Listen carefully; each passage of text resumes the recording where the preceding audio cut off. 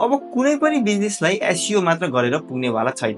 धेरैजनामा पुग्ने हो भने सोसल मिडिया मार्केटिङ गर्नै पर्छ, किनभने अब एसइओ यानि कि सर्च इन्जिन अप्टिमाइजेसन मात्र गरेर पुग्दैन। सर्च एभ्रिवेयर अप्टिमाइजेसन गर्नु जरुरी छ। तपाईलाई के लाग्छ? तपाईको प्रोडक्ट वा सर्भिस चाहिएको मान्छेले गुगलमा मात्र सर्च गर्छन्? आजकल मान्छेहरूले आफूलाई चाहिएको कुरा युट्युब, फेसबुक, इन्स्टाग्राम, टिकटकमा सर्च गर्ने संख्या बढ्दो छ। अनि यो प्लेटफर्महरुमा हजुरले कन्टेन्टहरु पोस्ट गर्नु भएको छैन भने ठूलै संख्यामा हजुरले आफ्नो टार्गेट अडियन्सलाई मिस गर्नुहुनेछ। त्यसमाथि सोशल मिडिया मार्केटिङ गरेर हजुरको वेबसाइटको एसइओ मा पनि सहयोग गर्छ।